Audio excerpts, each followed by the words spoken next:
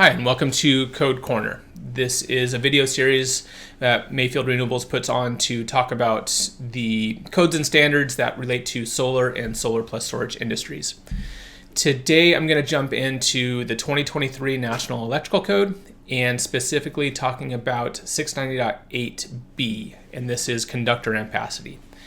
So 8b builds on 690.8a, which back in 8a, which we have a code corner on as well, talks about the maximum current for specific circuits. Once we've had that maximum circuit defined, we're going to move into B, and we're going to talk about we're going to see how we are going to determine the conductor ampacity, or how much amperage our conductors can carry under specific conditions. This, I know, is not the easiest of tasks. This can be a relatively confusing thing. There are a number of steps. When you break it down one by one, there are a number of steps here. So I'm going to spend the time talking about this specific code section to help kind of stitch it all together. One of our intentions is to help people do this, look at these and understand these. And this is a small part of our overall code course that we have, which I would encourage people to go take a look at if you want to learn more or see putting this into additional practice. So let's look at B1, and B1 refers to the conductor ampacity that we are going to have under very specific set of conditions. And actually, I should take a step back. There's B1 and B2, and what code says at the very top there, it's that charging language in just B. You see conductor ampacity. It says circuit conductors shall have an ampacity not less than the larger of B1 and B2. So we're going to you have to look at these individually. So we're going to look at B1. It has a certain set of parameters. Okay, that's going to result in a certain ampacity requirement. We're going to go over and look at B2. That could result in a different ampacity requirement for our conductor.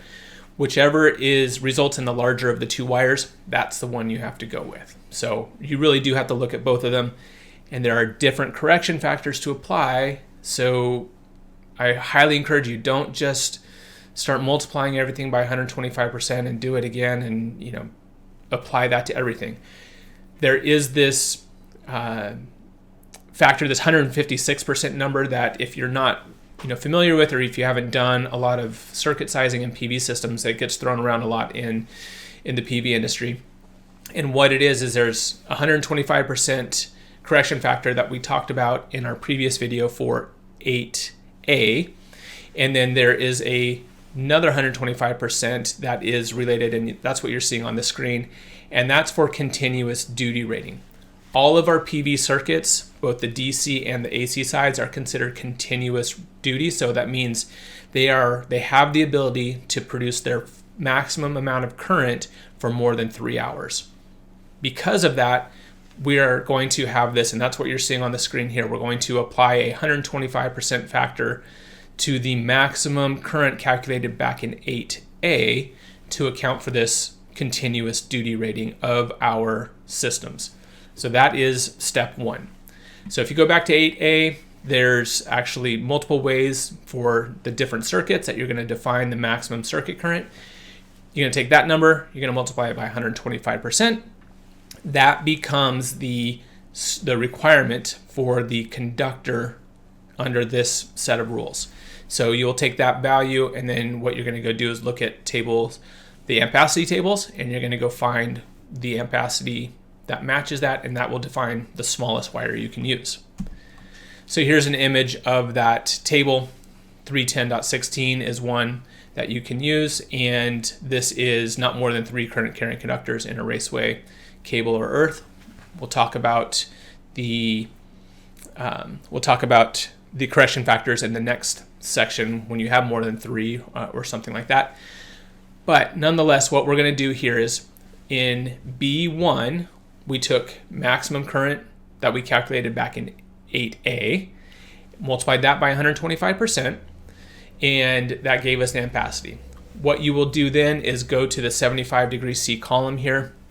This gets into there's some nuances here with which column to use. I will just say check the conductors, check the equipment that you're connecting to. So the conductors, you're going to strip off the end of the conductor, you're going to put it into a fuse holder, you're going to put it into a circuit breaker or a terminal block or something like that. All of those devices I just said that are going to have a temperature rating. 75 degrees C is probably the most common one for PV systems. Some may be 60, some may be 90, so it's up to you to go verify this, but by and large, the absolute majority of them are going to be in the 75 degrees C column. So that calculation you just made in 8B1, you would go look for a value in that 75 degrees C column that is greater than that value, and that will dictate what the smallest conductor size is. And so that is a way. And I should just note, this is just a part of that table. We're just showing the copper side. There's also an aluminum side. So if you're using aluminum conductors, you could do that. You would go look there as well. So that is B1. That just sets us up for the first of two checks and helps us understand the absolute minimum size conductor. B2 is the second part that we have to go do. And you see there the language, it says with adjustment and correction factors. So maximum currents calculated in 8A with adjustment and correction factors. This is where it gets a little tricky sometimes. This is where people start to, and myself included, sometimes to get a little lost. And so it's important to, again, going through this methodically.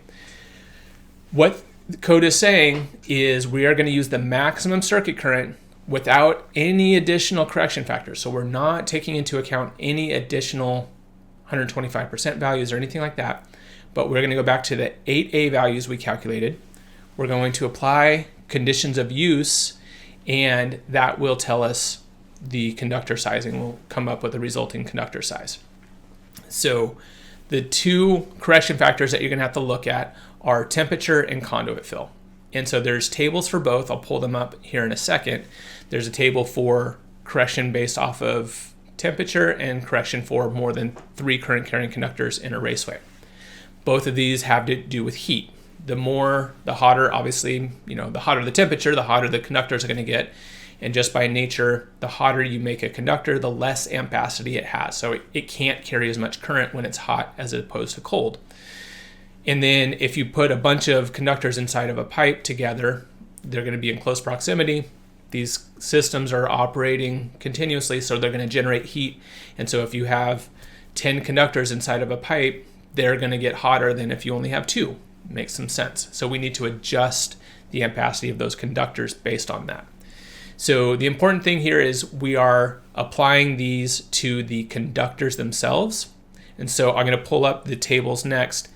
And it's important to realize in our PV systems, our conductors, again, almost universally, I'm not going to say it's always the case, but PV wire, for example, is 90 degrees C rated. THWN-2, which is a very common wire to use on the AC side, is also 90 degrees C rated. So that's the column we're going to use when we're comparing these values. So first, what you need to go do is go find the temperature correction value. So based on your temperature that the conductors are exposed to, you would go over to that 90 degrees C column, as long as you're using 90 degrees C rated wire. Go down and find the corresponding correction factor to reduce the current based on what that temperature is. So we're going to say that the ampacity of our conductors is reduced by a certain amount based on the temperature.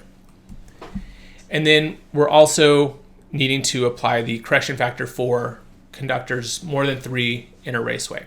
So if you have 4 to 6 current carrying conductors inside of a raceway, then you need to reduce the ampacity of your conductor by 80%, or reduce it by 20%. It has the ampacity, it has 80% of the ampacity as it does straight out of the table. 7 to 9, 70%. So you see, the more and more conductors you put in the pipe, the less and less ampacity you actually get out of that conductor. So you can see, as soon as you put 10 current carrying conductors, that's only 5 PV circuits, 5 positives, 5 negatives, that's 10 current carrying conductors. That is, you only get 50% of the ampacity of that conductor now. So we take a hit, we take a penalty for putting all of those conductors inside of a pipe together. So that's something to think about when you're sizing all of these and making sure you're applying that.